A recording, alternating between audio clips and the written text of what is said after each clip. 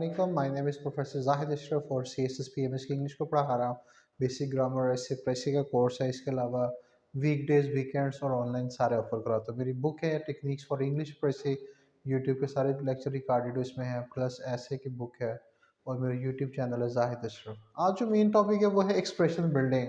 Most of the time बच्चा जो पूछता है कि इडियोमेटिक एक्सप्रेशन से राइटिंग में कैसे आ सकता है, देखिए CSS या कंपेटिटिव एग्जाम या तहसीलदार या वन पेपर के अंदर ग्रेड 16 17 कोई भी है, उसमें इन्होंने एक क्या किया, एक एसे और एक प्रेसी रखी है। उस एसे और प्रेसी और प्लस जो CSS का लॉन्ग एसे और PMS का लॉन्ग एसे है, उसमें हमारा जो एक्सप्रेशन है वो अच्छा होना चाहिए। एक्सप्रेशन के अंदर क्या चीज़ होती है, बेसिकली हमारी ग्रामर का ठीक होना, हमारा उसमें वोकेबलरी का अच्छा यूज़ होना, और हमारा उसके अंदर ये कुछ एक्सप्रेशन है ये वाले, और प्लस ईडियम्स। इन चीज़ों को जब हम राइटिंग में इस्तेमाल करते हैं तो हमारा जो आम बच्चा है, ज़ाहिर बात है कंपटीशन है 10 20 30 40 50 हज़ार, तो उसमें ज़ाहिर बात है जिस सिंपल लिखेगा और आप जो थोड़ा सा अच्छा लिखोगे, दोनों में डिफरेंस होगा। तो ये कुछ एक्सप्रेशन है जिनको आप जो है अपने राइटिंग के अंदर अगर आप इस्तेमाल करें, ये मेरी बुक है टेक्निक्स फॉर इंग्लिश प्रेस से, वहाँ से मैंने ये लिए हुए हैं। सबसे पहले जो एक्सप्रेशन है हमारा, rule number 1, prime minister made law, prime minister implemented. अब जब आपको दोनों साइड पे सब्जेक्ट सेम हो, इधर भी पीएम इधर भी पीएम, ठीक है, और आपका पास्ट हो, प्रेजेंट में भी ये चल जाता है, लेकिन अगर आपका पास्ट हो, हम क्या करते हैं, पीएम खत्म करके इसको आईएनजी करेंगे, making law PM implemented it. अब ये वाला जो हमारा एक्सप्रेशन है, अगर आप डॉन न्यूज़पेपर या अच्छी बुक्स पढ़ें, अच्छे आर्टिकल्स पढ़ें, तो वहाँ पे ये एक्सप्रेशन दिया होता है। हालांकि ये एक सिंपल सा सेंटेंस है, PM made law PM implement, बिल्कुल ठीक, इसमें कोई इशू नहीं। लेकिन अगर आप उसको ये करेंगे, इसके इडियोमेटिक एक्सप्रेशन, इसको इस्तेमाल कहाँ करने हैं, एक आप जब पैराग्राफ लिखते हैं उसके स्टार्ट में कर लें, आफ्टर 3 to 4 सेंटेंसेस कर लें, फिर 3 to 4 सेंटेंसेस। अगर आपके एक पैराग्राफ है 8 से 12 सेंटेंसेस का, 2 एक्सप्रेशन यूज कर लें, 4 5 उसमें वोकेबलरी के वर्ड्स कर लें, 2 से 3 कनेक्टर उसमें इस्तेमाल कर लें। इसको एक दूसरा, इसी बात को लिखने का एक दूसरा तरीका भी है, वो ये है कि आप पीएम को खत्म करके हैविंग के साथ थर्ड फॉर्म करें, हैविंग के साथ third form, having made law comma PM implemented it. तो ये जो हमारा दूसरा है, ये एज इट इज रहेगा। हमने क्या करना है, इसमें क्या करना है, पीएम खत्म करके हैविंग के साथ थर्ड फॉर्म और पीएम इम्प्लीमेंटेड। अब ये एक सिंपल सी बात को लिखने के ये दो डिफरेंट तरीके हैं। ये हमारा एक्सप्रेशन 1 है, ठीक है। एक्सप्रेशन 2 में है जब आपका एंड है, ठीक है, for example student solved paper and submitted. इसके लिए आपने जो मेन रूल है वो एंड होना चाहिए, और एंड के बाद वर्ब हो, प्रेजेंट हो, पास्ट हो, फ्यूचर हो, मॉडल वर्ब जो भी है, इसमें कोई सब में ही एप्लीकेबल है। मेन क्या हो, एंड, और एंड के बाद आपका जो है वो वर्ब होना चाहिए। हमने क्या करना है, एंड को खत्म करके कॉमा करना है और नेक्स्ट वर्ब इसको आईएनजी करना है। तो यहाँ पे क्या होगा, स्टूडेंट सॉल्व पेपर, अब ये एंड हम खत्म करके कॉमा और इसको आईएनजी कर देंगे, सबमिटिंग। तो ये दूसरा एक्सप्रेशन हमारा जो है वो कॉमी के बाद जो है वो आपका वो उसको जो है हम आईएनजी बना देते हैं। ये एक्सप्रेशन नंबर 2 है, ठीक है। तो नेक्स्ट रूल नंबर 3 है, China is a developing country, China is progressing. ये उस वक्त होता है जब China is a developing, China was a, China has a, जब भी सिंपल आपका जो है वो वर्ब लगा होता है। तो हम यहाँ पे क्या करेंगे, चाइना, उसके बाद डैश, ये इज खत्म होगा, अ डेवलपिंग कंट्री, इधर फिर चाइना खत्म होगा, फिर डैश, डैश इज प्रोग्रेसिंग। अब यहाँ पे चाइना, उसकी further detail, are developing country, फिर उसके बाद डैश, और फौरन आपका हेल्पिंग वर्ब या मेन वर्ब आएगा, ठीक है। एक तरीका ये है। दूसरा तरीका ये है कि आप इसको खत्म करके यहाँ पे China comma are developing country comma is making progress. जो अच्छी बुक्स होती हैं, अच्छे न्यूज़पेपर, अच्छे आर्टिकल्स, वहाँ पे ये डैश का बहुत ज़्यादा इस्तेमाल होता है।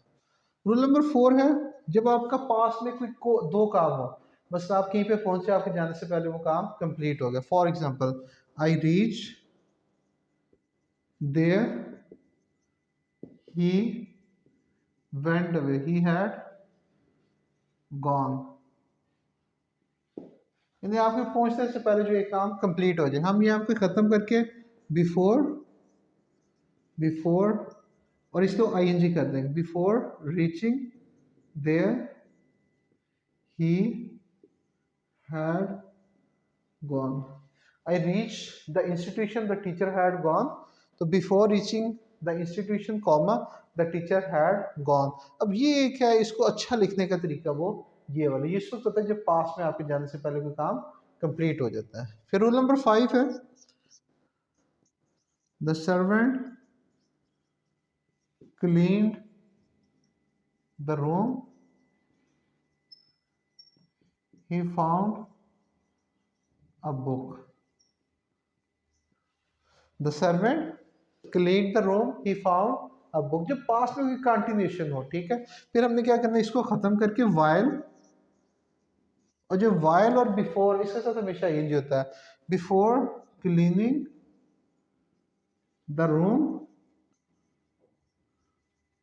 comma he कर सकते हैं, सर्वेंट दोनों लिख सकते हैं, he found a book। तो ये हमारा एक्सप्रेशन नंबर 5। एक्सप्रेशन नंबर 6 है he has failed many times, he still hopes, he still hopes to pass exam. अब he has failed many times, हम ही हैज इसको खत्म करके इंस्पाइट कर देंगे, इंस्पाइट ऑफ, जो फेल्ड है इसको हमने नाउन बनाएंगे, इंस्पाइट ऑफ फेलियर्स, कॉमा ये एज इट इज लगा देंगे, he still hopes to pass exam. ये एक तरीका है। दूसरा इसका जो तरीका है वो डिस्पाइट के साथ है, डिस्पाइट फेलियर्स ही still hopes.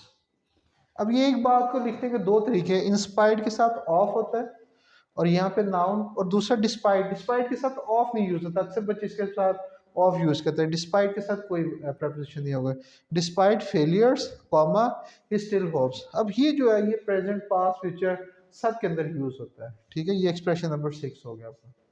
Next rule number 7 है, रूल नंबर 7 है जब आपका सब्जेक्ट सेम ना हो। रूल नंबर 1 पढ़ा था जब दोनों साइड पे सब्जेक्ट सेम हो। रूल नंबर 7 है जब आपका सब्जेक्ट दोनों सेम ना हो। For example PM made a package, CM welcome,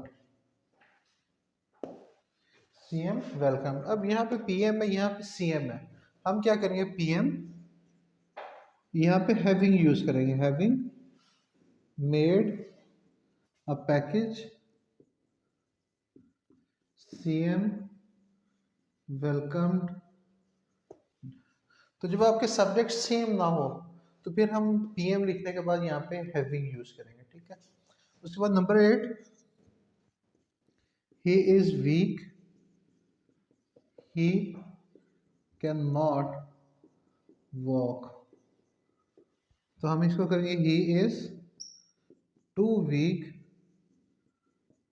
to walk. अब जब टी डबल ओ के साथ सिंगल टू हो इसका मतलब होता है नॉट, ठीक है। तो इस एक्सप्रेशन को लिखने से ये वाला ज़्यादा बेहतर है, इस एक्सप्रेशन से लिखने के बजाय ये ज़्यादा बेहतर है।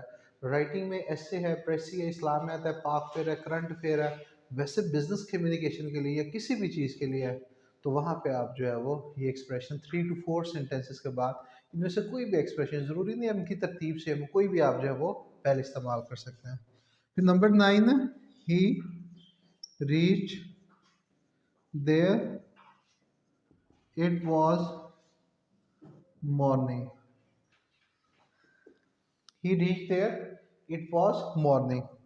तो आप कहते हैं he reached there by morning। ना रोको। उसके बाद नेक्स्ट है number 10, I saw a man, he was happy.